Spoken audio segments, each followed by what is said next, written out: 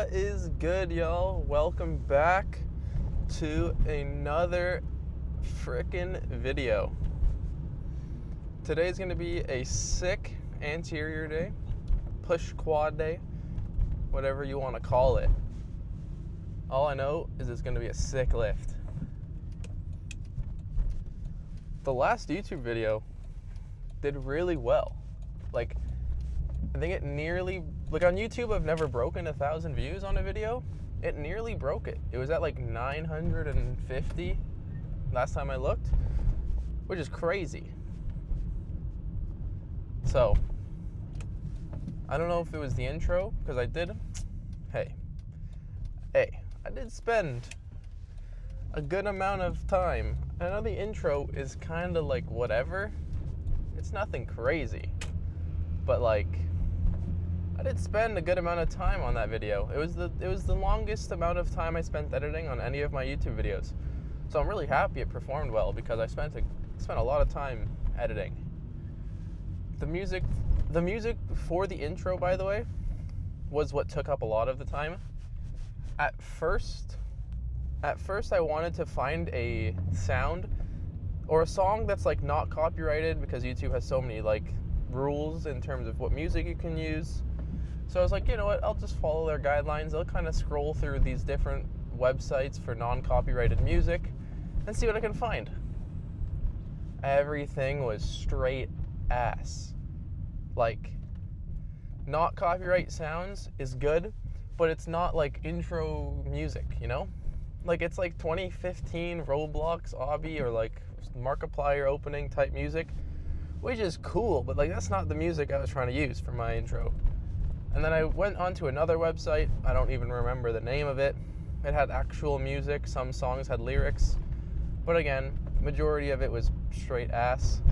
So after like 4 hours, that's exaggeration, after like 2 hours of scrolling and trying to find a frickin' song, I was like, screw it, I can't be bothered. I went onto my SoundCloud playlist. I picked out the first song that I was currently listening to that I thought was good, and I said, screw it. If I get copyrighted, I get copyrighted. I don't make money from YouTube anyways right now, so who cares? I'm just gonna post it anyways. And then guess what? It got copyrighted. But it doesn't affect, obviously it doesn't affect outreach and how many views a video can potentially get, because that's my best performing video. So I'm happy. YouTube's not happy. I don't care. I'm probably going to do it again for this. So, screw it. Anyways, the plan for the day, the plan for the lift, for all the YouTube folk, I don't know if you guys are also on the Instagram and the TikTok, or if you guys are just strictly YouTube, and that's where you found me. But I've recently switched out a couple movements on my anterior day. I've pulled out my flat press, and I've swapped that for a fly. I get asked a lot in my comments why I did that. Mainly because I wasn't progressing on my presses, and I was not enjoying my presses. So I was like, you know what, it's been like 4 months, I think it was 4 to 5 months that I've been doing that specific Atlantis flat press. And I was like, screw it, I want to go to a fly. I feel like I'm going to enjoy this more. I feel like I'll be able to train harder, more motivation to train. There you go. I switched it, and guess what? I was right.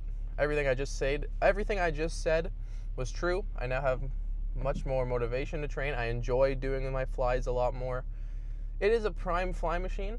So I was like, especially if my gym's going to have one, and I'm not using it, I feel like that's a little bit of a crime almost. Like, how are you not going to use a beautiful prime fitness pec fly and put it to setting 3 or 5? Like, how can you not do that?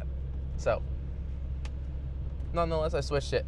Another thing I switched, now I've been trying to find, if you guys have been following along with the fitness vlog and the journey, you guys know that finding a shoulder press, at least for myself, that I like, is impossible.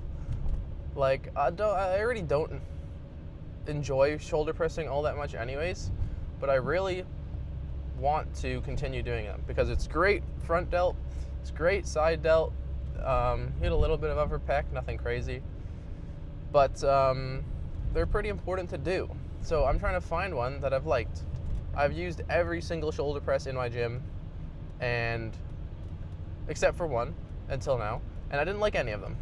They all feel weird and sticky, or they really got like a reverse bell curve, or a bell curve, regular bell curve resistance profile, where it's just easy in the beginning, super hard in the middle, and then it gets like really light at the end. And I don't like that. It feels weird. Either be hard in the beginning or hard in the end. Don't be weird in the middle. That's not how that works. So I've switched around 5 or 6 different presses. Now I'm using the New Tech Max Pump plate loaded one, and so far it feels really good. It feels smooth. It's hardest at the end, not in the middle. It's hardest at the end, which is good. More front delt. That's where your front delt has best leverage. So that's a good thing. So we're gonna see. Those were the 2 things I switched around. I also did switch out dips, and I put in overhead extensions. They work same muscles. I maxed out the dip machine, and I maxed out my gym pin on the dip machine. So I said I gotta find another way to progress. So overhead extensions are going to be a while until I ever max out the stack, if I ever do max out the stack. So those will be a staple from now on. And besides that, everything else is the same. So that was my little rant for now. Let's just cut to the lift, and okay, I'll go back. I didn't get to film much of my warm-ups, so we're just going straight into the top set.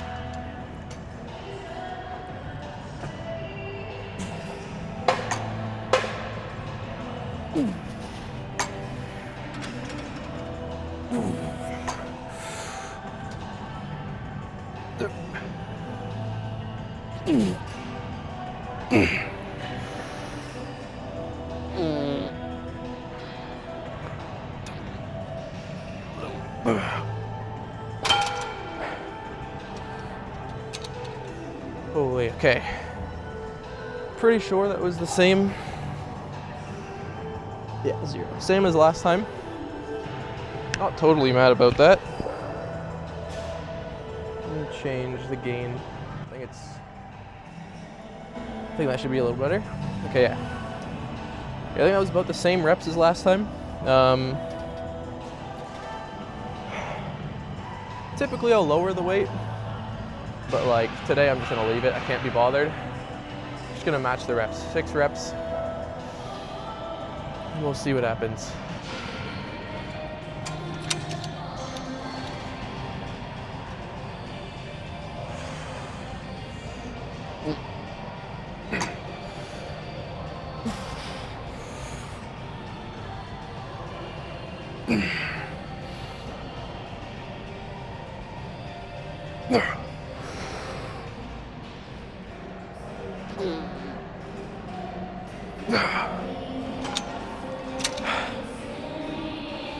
Okay, well, I expected to get a little less, so I'm not too mad about that. This thing has so many adjustable pieces. I low-key forget every single time how I had it set up. I should probably write it all down, but you know what? It's a good test of my memory if I can get it set up the same every time.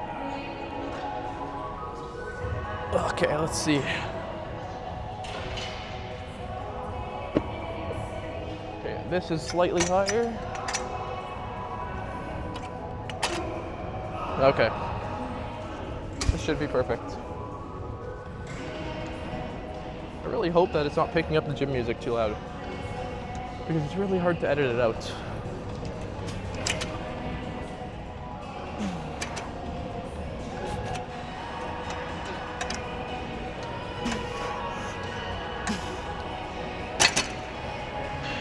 Okay, yeah, this machine feels so smooth. we're gonna see how 2.5 moves before jumping up to anything else, because it kind of felt a little bit heavy, which is all right.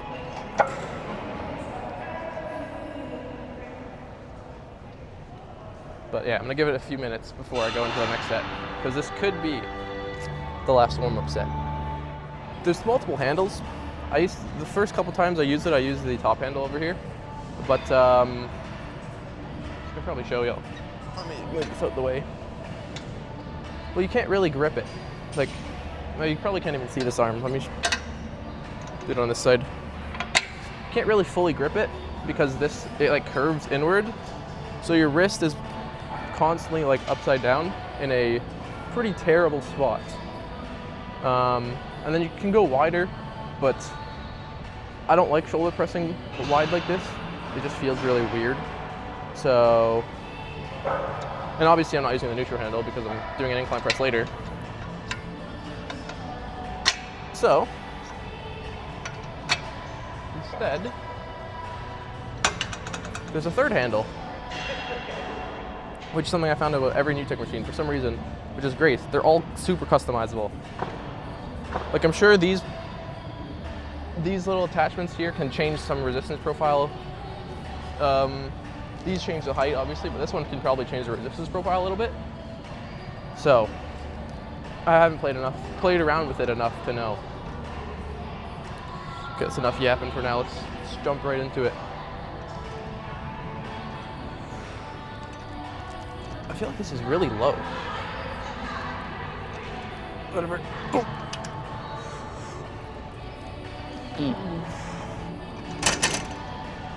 Oh yeah, feels good. I'm not going up to 3 though. I'm gonna go up to 2, same as last time, 2 plates, 25 and a 10, if there is one here, because 3 plates is gonna be too big of a jump. 6 reps is the number to aim for.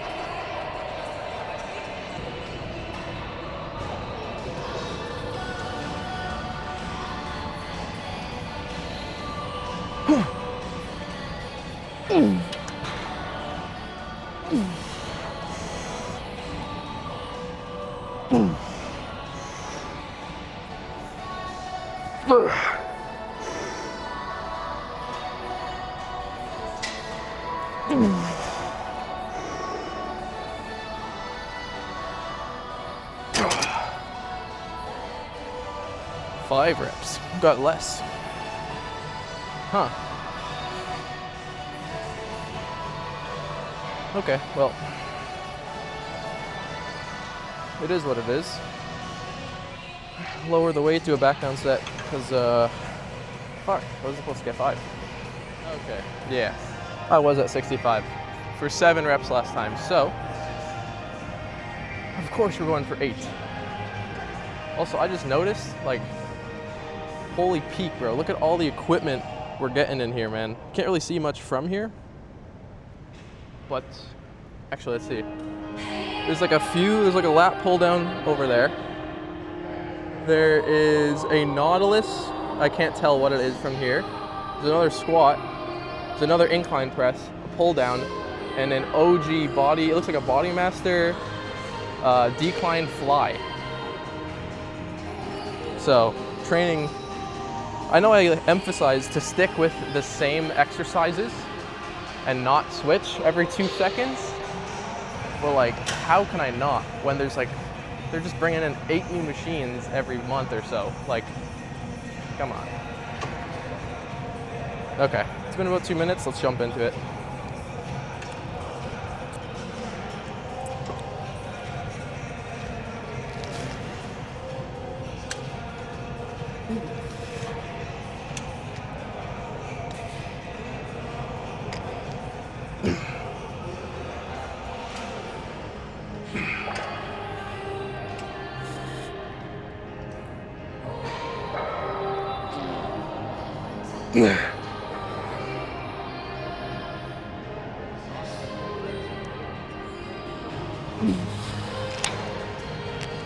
I fully lost count. I can't tell you how many reps that was, so I'm just gonna go for the same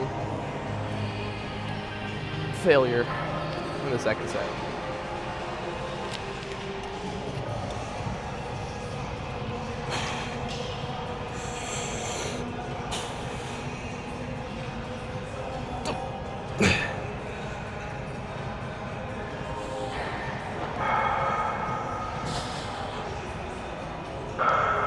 Okay,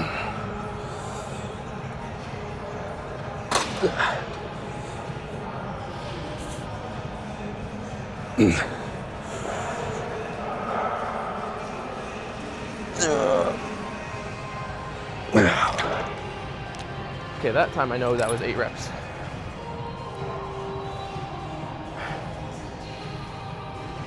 Because I went to 0 reps, I'm just gonna lower the weight, do a back down set with 60. Let me go find a 5-pound plate.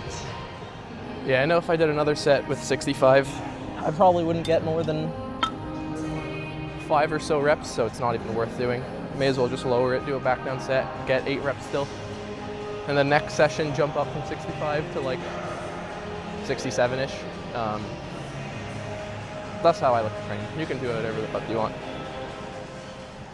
Well, watching that back, my form was kind of, it wasn't the cleanest. So we're gonna focus on keeping that shoulder down this entire set.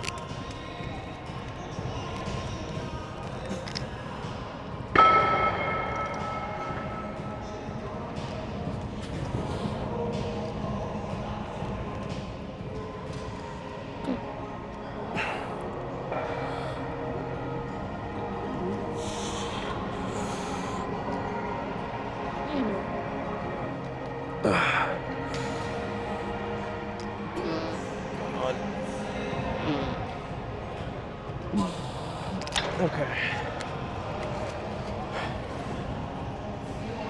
Yeah, I noticed on the last set, I was letting my shoulder kind of ride forward a little bit as the reps went on. Not ideal. I kind of would like to keep my upper arm in place. So that's what I'm focusing on this set.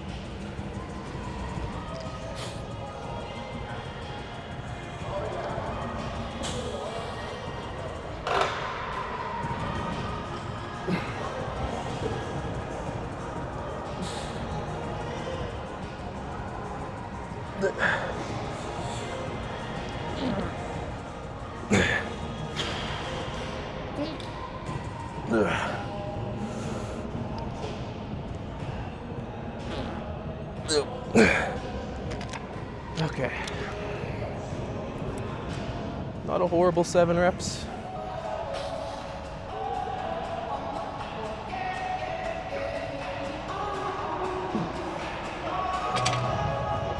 It just feels so much better on my joints. Like, I don't know why I keep taking my headphones off like there's music playing. Anyways, yeah, it just feels so much better on my joints. Like, my right knee keeps getting tweaked. My left knee is like always permanently super tight. Or my left quad, I should say. So if I could really just focus on each one during the set, making sure I don't like twist it or tweak it, it helps out a lot.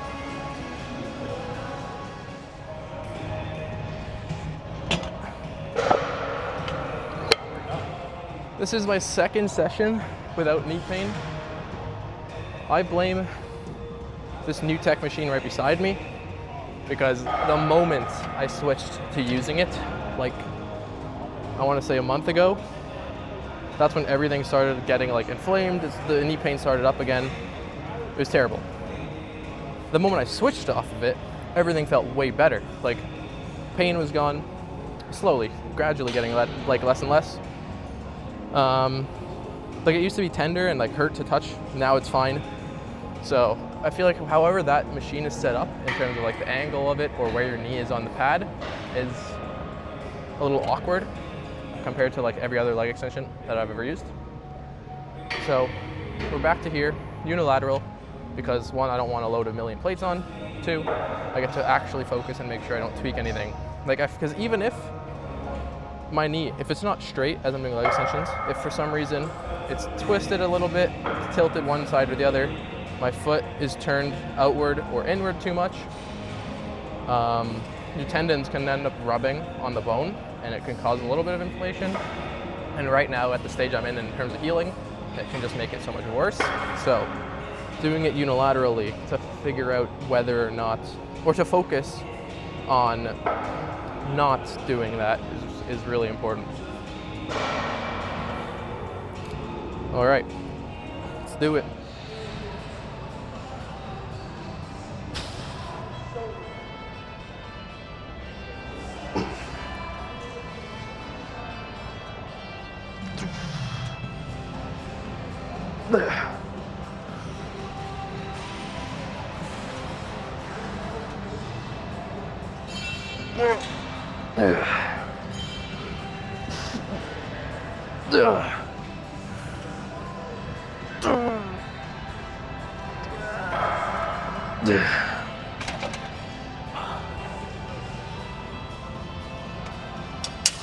Seven, not horrible.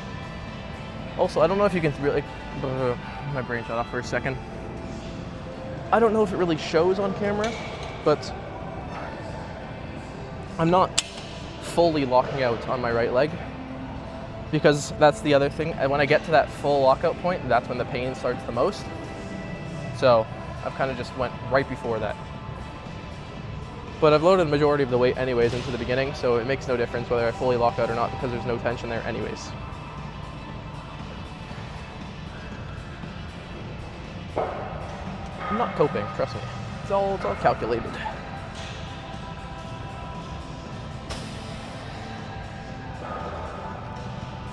There we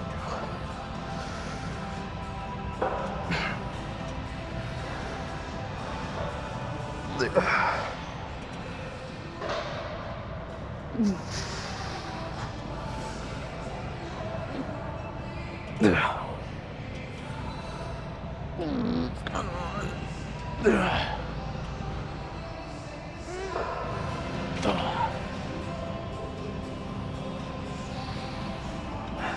I'm kind of surprised I was able to match legs or match reps on both legs. I thought my right leg would be significantly weaker right now. It seems like it's not. The final pressing movement of the day. Typically, I would go up to like 250. But even, this is a lot of you guys do wrong, even myself, up until recently, is you're going too heavy on your incline, where you're trying to keep your elbow tucked, you're trying to go through flexion, but you're lifting too heavy to where your body's forcing you into adduction and your mid pecs are taking over. You're kind of no longer doing an upper chest movement. You're kind of turning it into, like, yes, your upper pecs will still get hit during horizontal adduction, flies, flat presses, anything like that. But you're going to be biasing it more in flexion, because that's its primary function. And your mid and lower pecs aren't really contributing too much during flexion. So when you're forcing yourself to go into adductions, you're taking away from your upper pec, long story short. So just lower your weight. There's nothing wrong with lowering the weight. If anything, it gives you more time until you max out a machine. So it could be a good thing as well.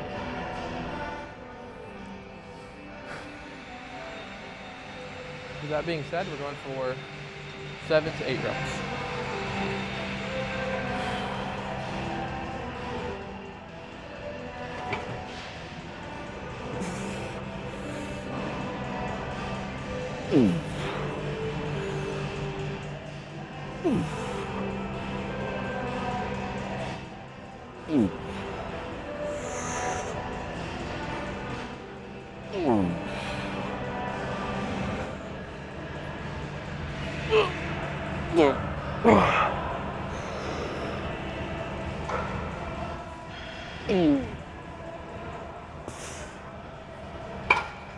Okay.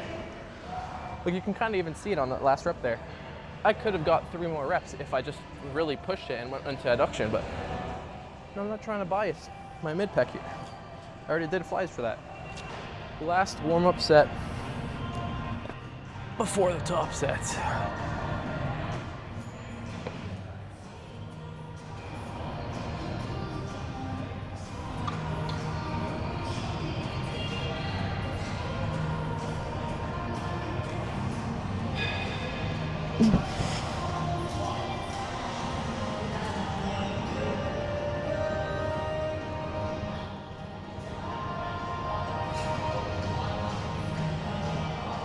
Okay.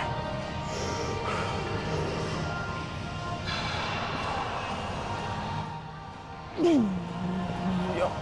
Okay.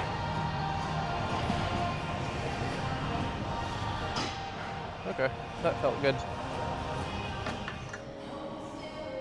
I've had to lower the weight on this machine because I've fixed, or I lowered my stance a ton now.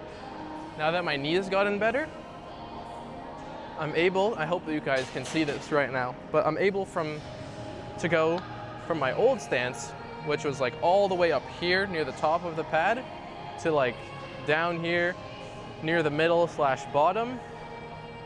So more knee flexion, more quad growth, essentially more quad stimulus, but less weight, because it makes the movement 10 times harder.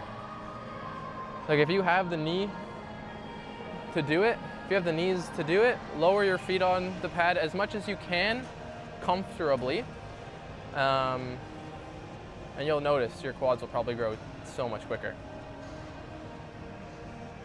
Okay. As per usual, 6 to 8 reps.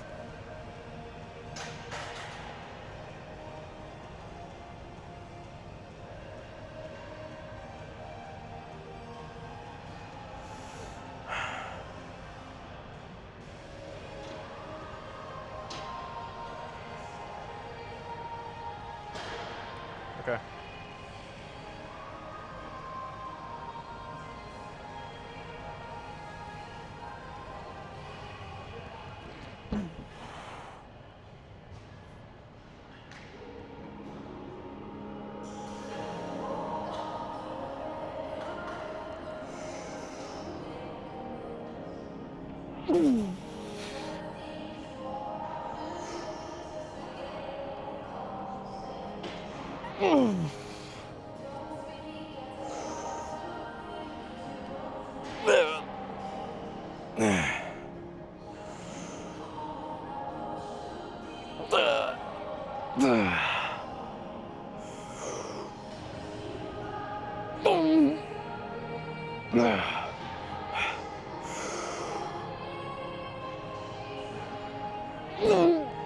Come on.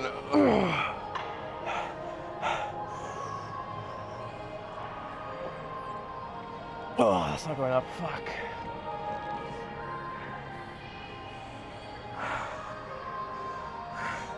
I really did try to push it, by the way. I didn't just give up. Oh, fuck. Okay. Well, I guess you can see the band now. If you do have knee pain on your squats, banding it so it takes a good amount of tension off when you're really deep into the squat helps a lot. Okay. Well, at least I don't have to load all this weight up because I only do one top set anyways. I apologize if the quality of the videos go down as time goes on, like in terms of me talking and whatnot, but man, I'm not training for it to look good on camera. I'm genuinely trying to grow, and I'm trying to pursue bodybuilding. So I'm fucking training hard. I'm taking all my sets to like 0 reps in reserve failure. And it's pretty tiring, man. So I can only speak so much as I'm doing that.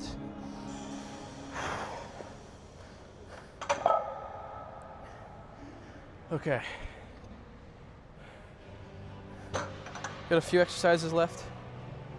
I got overhead extensions now, and then dual crunch abs, and I'm finished. I'm just gonna record the one set of overhead and then potentially go pose. Still gonna do my ab crunches, but last entertaining set of the session, at least in my opinion, because abs are kind of boring. Let's make it good.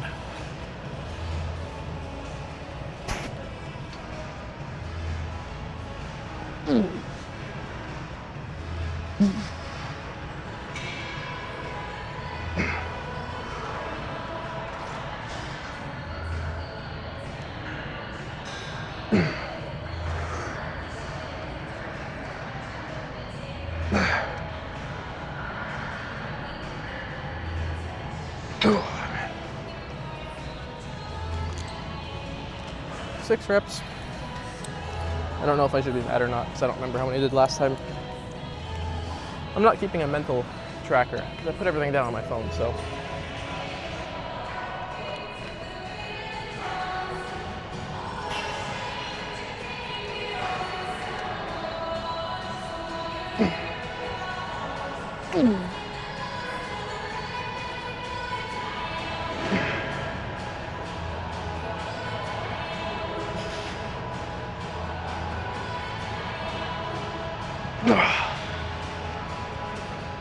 Okay, well, the one good thing is that at least my arms, in terms of how strong they are, are even, so it makes tracking a lot easier. All right, let's move on.